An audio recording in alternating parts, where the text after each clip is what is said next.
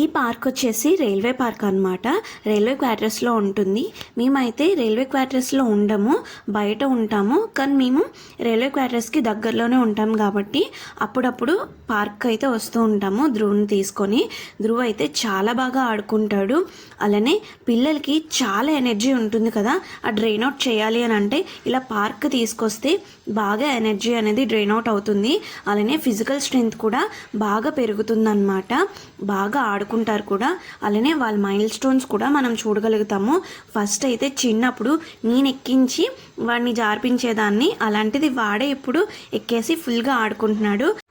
యాక్చువల్గా ఈ పార్క్లో జిమ్ కూడా ఉందన్నమాట, ఓపెన్ జిమ్. సో అక్కడ జిమ్ కూడా చేసుకోవచ్చు మంచిగా. ధ్రువ అక్కడ చేస్తుంటే నాకైతే స్కూల్లో మార్చ్ పాస్ చేసేవారం కదా, నాకు అదే గుర్తొచ్చింది. ఓనర్ ఆంటీకి చిన్న పని మీద బయటికి తీసుకెళ్ళమని అడిగితే తీసుకెళ్ళాను. అప్పుడే ఇలా పార్క్ కూడా వచ్చామన్నమాట.